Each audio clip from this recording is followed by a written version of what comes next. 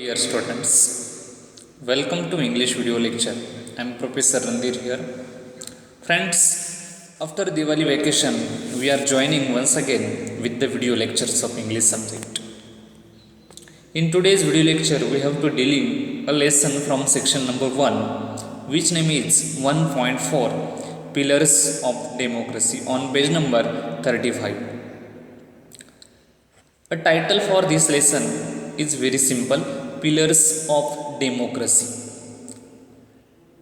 लोकशाहीचे स्तंभ. We are democratic public and democracy is very important for all the nations. What is democracy? That part we have to learn in this lesson. Actually, our constitution maker Dr.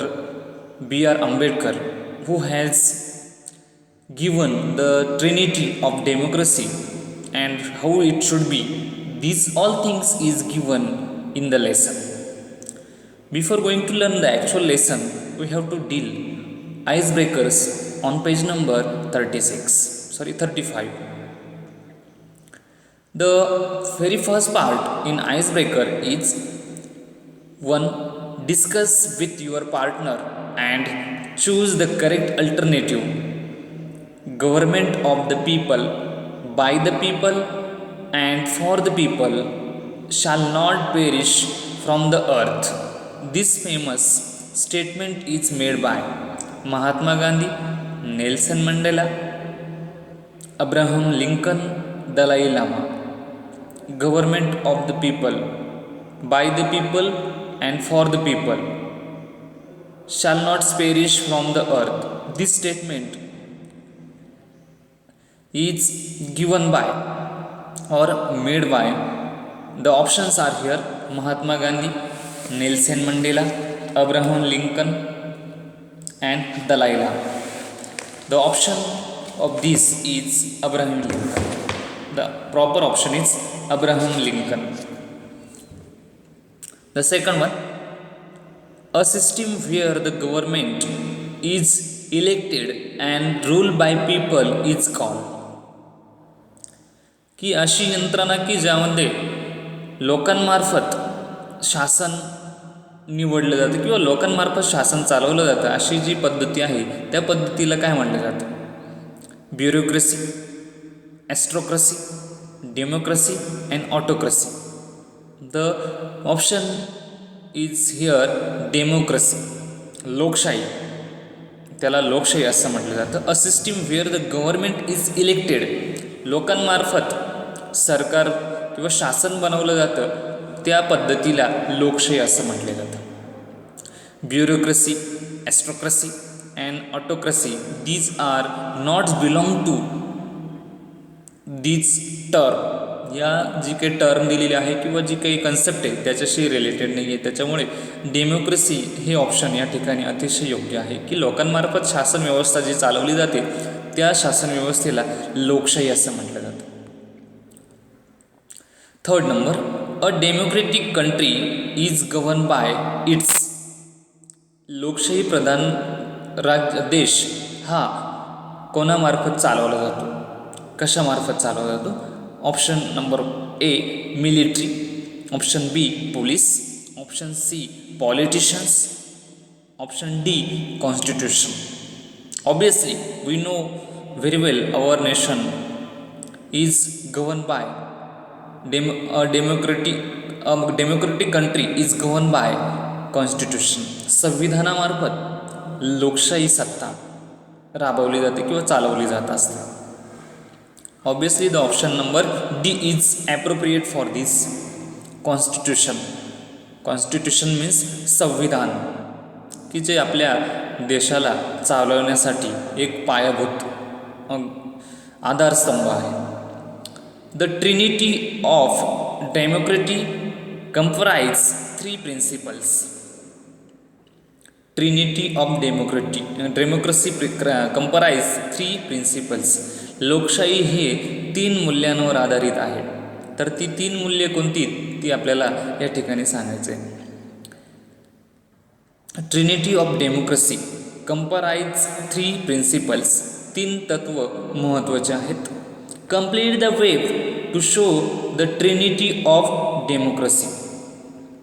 Here is a diagram and we have to fill the diagram with the words that is related about the trinity of democracy. The very first is liberty, स्वातंत्र्य, समता आणि बंधुता. विद्यार्थी मित्रांनो, आपण ज्यावेळेस संविधान प्रतिज्ञा म्हणत असतो in your school days you often संग अस प्लेज ऑफ कॉन्स्टिट्यूशन. आपल्या पुस्तकामध्ये सुद्धा दिलेली आहे संविधान प्रतिज्ञा, आणि त्या प्रतिज्ञेमध्ये ही आपल्या संविधानाची वैशिष्ट्ये मांडण्यात आलेली आहेत आणि या 3 मूल्यांवर आधारित आपलं संविधान आहे. The very first point is liberty, स्वातंत्र्य, समता आणि बंधुता या 3 तत्वांचा स्वीकार या आपल्या संविधानामध्ये करण्यात आलेला आहे. सर्वांना स्वातंत्र्य बहाल केलेलं आहे, त्याचबरोबर सर्वांना समता, समान अधिकार देण्यात आलेले आहेत. आणि फ्रॅटर्निटी मीन्स बंधुता. आपले सर्वजण बंधुभावाप्रमाणे आपण सर्वजण राहतो. भारत हा पूर्णपणे अखंड देश राहण्यासाठी आपण बंधुता, फ्रॅटर्निटी स्वीकारलेली आहे. These facts are very crucial to run our nation and these are the main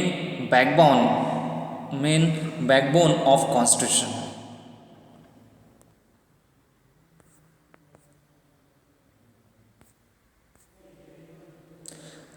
The trinity of democracy comprise 3 principles. These principles we already learned here. The next part, match the following. Here is a column A and column B. The concept is given about the constitution. The meaning is provided in the column B and we have to match it.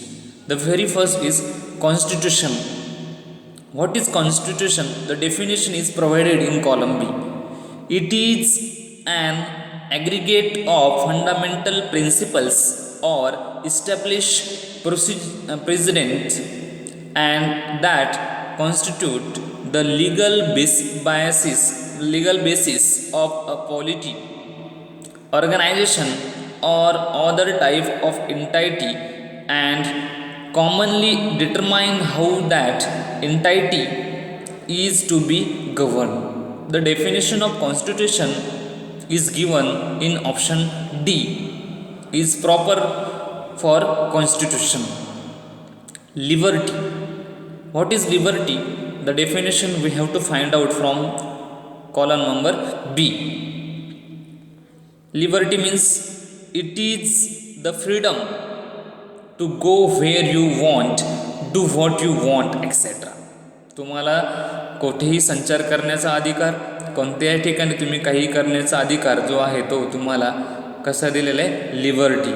It means freedom तुम्हाला बहाल केलेलं आहे. Option A is appropriate for liberty. Equality means समता, समानता. Option number B, it is the state of being equal especially in status, rights or opportunities. तुम्हाला प्रत्येक गोष्टीमध्ये समान अधिकार, तुमचा दर्जा, तुमचे हक्क आणि तुम्हाला संधी देण्याचा सर्व हक्क, समान अधिकार या संविधानाने प्रत्येकाला बहाल केलेला आहे. And the last one is fraternity. It means it is the sense of common brotherhood. बंधुभाव म्हणून बंधुभाव हा जो मूल्य आहे आपलं, ते मूल्य आपल्याला या संविधानामार्फत आपल्याला बहाल करण्यात आलेलं आहे. त्याला फ्रॅटर्निटी म्हटलं जातं, बंधुता किंवा बंधुभाव म्हणतो आपण त्याला. In this way we have match the columns. The definition is provided in B section. The next part, pillars form a support for concrete buildings. Metaphorical speaking, a strong nation too depends on strong pillars.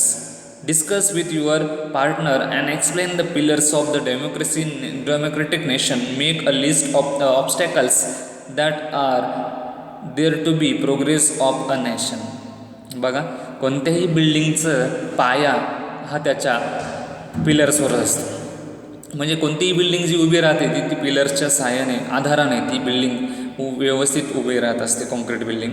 Same way कोणतेही देश हा उभारण्यासाठी त्या देशाचे पाया भक्कम असला पाहिजे, त्याचे पिलर स्ट्रॉंग असले पाहिजेत. आणि ज्यावेळेस त्या देशाचे पाया हा मजबूत असतो, भक्कम असतो, तो देश नेहमीच अग्रेसर राहत असतो. यासाठी आपल्याला अहोरात्र देशाच्या भवितव्यासाठी, सर्वांच्या हितासाठी अहोरात्र परिश्रम करणं गरजेचं असतं. म्हणजेच या सर्व लोकशाही प्रधान वातावरणाचा स्वीकार आपण करायचा असतो आणि लोकशाही सर्वांमध्ये रुजवायची असते. Discuss with your partner and explain the pillars of a democratic nation. कोणते आहेत पिलर्स या देशाचे, लोकशाहीचे पिलर्स कोणते आहेत ते आपल्याला डिस्कस करायचे. Make a list of obstacles that are there to be a progress of a nation. आणि कोणकोणत्या समस्या, अडथळे आहेत की जे आपल्या देशाच्या विकासाला अडथळा ठरत आहेत, अशा गोष्टींची आपल्याला चर्चा करायची. Friends, the main pillars of our democracy, a people of India. भारतीय लोक, we are the people of India. आपण भारत देशाचे नागरिक आहोत. आपणच या देशाचे ॲक्च्युअल पिलर्स आहोत, स्ट्रॉंग पिलर्स आहोत. Education, farmer is another pillar of our nation, democratic nation. A soldier also a pillar of our nation. आपल्या देशाचा आधारस्तंभ 3 घटक आहेत. Just farmer, soldier and scientist, doctors, police, all are the playing a vital role to develop our nation. And the obstacles म्हणजे अडथळे. आपल्या देशाच्या उभारणीसाठी कोणत्या गोष्टींचे अडथळे आहेत ते आपल्याला या ठिकाणी सांगायचे आहेत. विकासाला अडथळे निर्माण करणारे terrorism is one of the obstacles that's is very serious issue. Another one is unemployment. बेरोजगारी ही सुद्धा आपल्या देशाला एक समस्या आहे. पॉवर्टी, दारिद्र्य वाढलेलं आहे.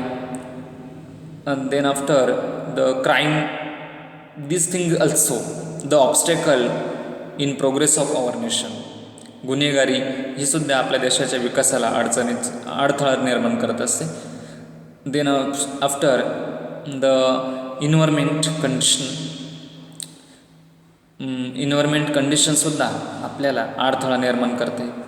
all things are we have to remove and also develop a good atmosphere around us to develop our nation. If India is become a powerful, then all people of Indians will live happily. In today's video lecture, we have almost learned the icebreaker of this lesson. In tomorrow lecture, we will learn the remaining part of this same lesson. Keep watching English video regularly. Thank you once again.